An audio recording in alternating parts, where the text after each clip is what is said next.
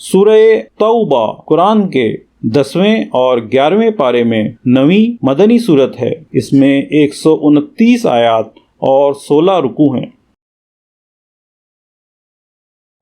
اور سب میں اگلے پہلے مہاجر اور انصار اور جو بھلائی کے ساتھ ان کے پیرو یعنی پیروی کرنے والے ہوئے، اللہ ان سے راضی اور وہ اللہ سے راضی، اور ان کے لیے تیار کر رکھے ہیں باغ جن کے نیچے نہریں بہیں، ہمیشہ ہمیشہ ان میں رہیں، یہی بڑی کامیابی ہے۔ اور تمہارے آس پاس کے کچھ گوار منافق ہیں اور کچھ مدینہ والے، ان کی خو یعنی عادت ہو گئی ہے نفاق، تم انہیں نہیں جانتے، ہم انہیں جانتے ہیں، جلد ہم انہیں 2 بار عذاب کریں گے، پھر بڑے عذاب کی طرف پھیرے جائیں گے۔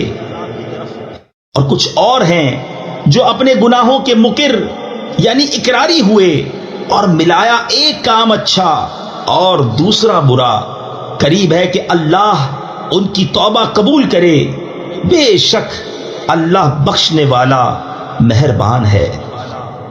اے محبوب، ان کے مال میں سے زکوٰۃ تحصیل یعنی وصول کرو، جس سے تم انہیں ستھرا اور پاکیزہ کر دو، اور ان کے حق میں دعائے خیر کرو، بے شک تمہاری دعا ان کے دلوں کا چین ہے، اور اللہ سنتا جانتا ہے۔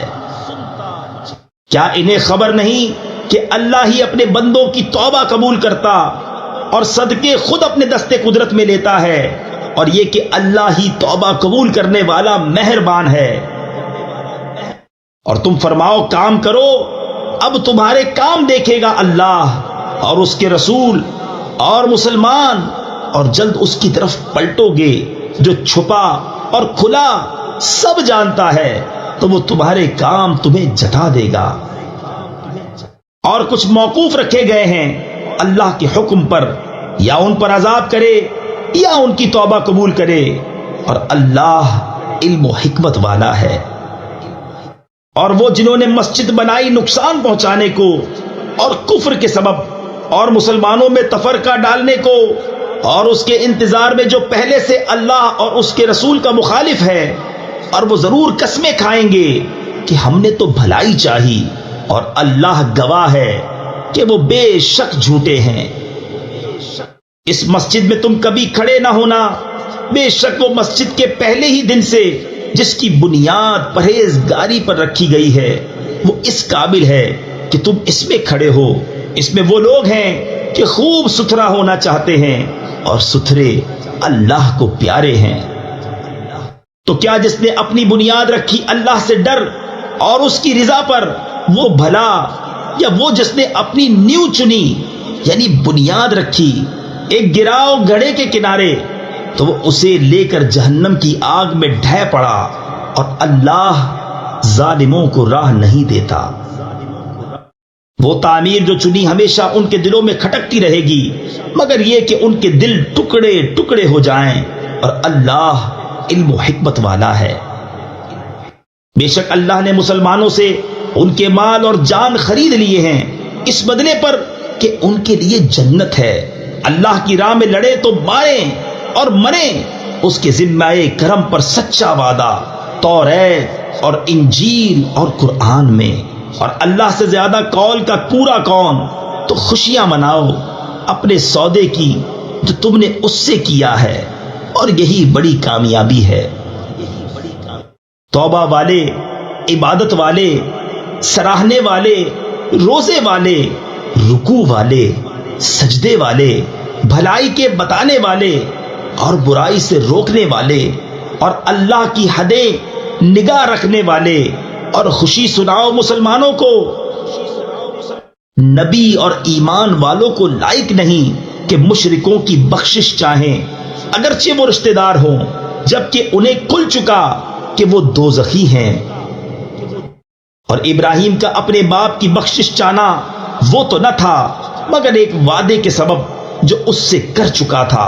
پھر جب ابراہیم کو کھل گیا کہ وہ اللہ کا دشمن ہے، اس سے تنکا توڑ دیا، یعنی لا تعلق ہو گیا۔ بے شک ابراہیم ضرور بہت آہیں کرنے والا متحمل ہے۔ اور اللہ کی شان نہیں کسی قوم کو ہدایت کر کے گمراہ فرمائے جب تک انہیں صاف نہ بتا دے کہ کس چیز سے انہیں بچنا چاہیے۔ بے شک اللہ سب کچھ جانتا ہے۔ بے شک اللہ ہی کے لیے ہے آسمانوں اور زمین کی سلطنت، جلاتا ہے اور مارتا ہے، اور اللہ کے سوا تمہارا کوئی والی اور نہ مددگار۔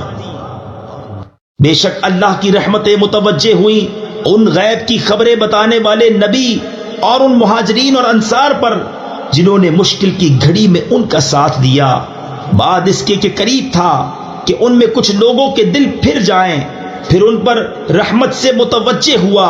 بے شک وہ ان پر نہایت مہربان رحم والا ہے۔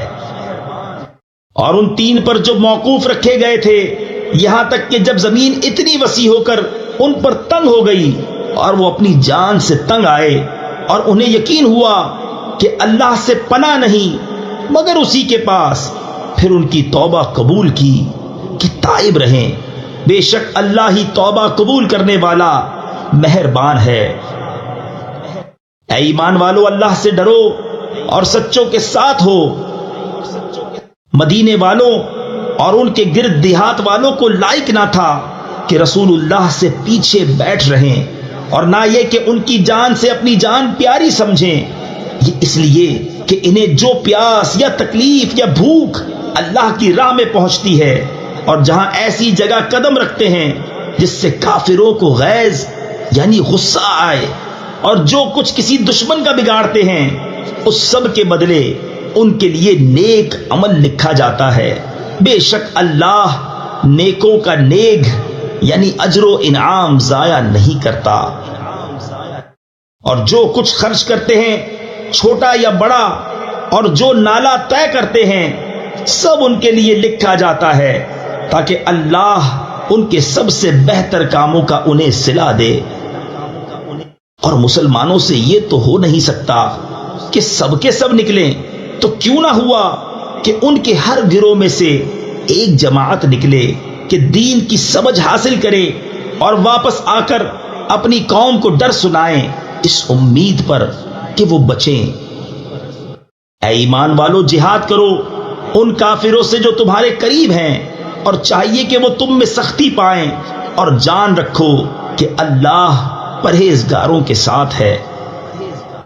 اور جب کوئی صورت اترتی ہے تو ان میں کوئی کہنے لگتا ہے کہ اس نے تم میں کس کے ایمان کو ترقی دی، تو وہ جو ایمان والے ہیں ان کے ایمان کو اس نے ترقی دی، اور وہ خوشیاں منا رہے ہیں۔ اور جن کے دلوں میں آزار یعنی بیماری ہے، انہیں اور پلیدی پر پلیدی بڑھائی اور کفر ہی پر مر گئے۔ کیا انہیں نہیں سوچتا کہ ہر سال 1 یا 2 بار آزمائے جاتے ہیں، پھر نہ تو توبہ کرتے ہیں نہ نصیحت مانتے ہیں۔ اور جب کوئی صورت اترتی ہے ان میں ایک دوسرے کو دیکھنے لگتا ہے کہ کوئی تمہیں دیکھتا تو نہیں، پھر پلٹ جاتے ہیں۔ اللہ نے ان کے دل پلٹ دیے کہ وہ ناسمجھ لوگ ہیں۔ بے شک تمہارے پاس تشریف لائے تم میں سے وہ رسول جن پر تمہارا مشقت میں پڑنا گرا ہے، تمہاری بھلائی کے نہایت چاہنے والے، مسلمانوں پر کمال مہربان۔ پھر اگر وہ منہ پھیریں تو تم فرما دو کہ مجھے اللہ کافی ہے، اس کے سوا کسی کی بندگی نہیں، میں نے اسی پر بھروسہ کیا، اور وہ بڑے عرش کا مالک ہے۔ صدق اللہ العظیم۔ السلام علیکم، ہمیں امید ہے آپ کو قرآن کا اردو میں روانی سے ترجمہ پسند آیا ہوگا۔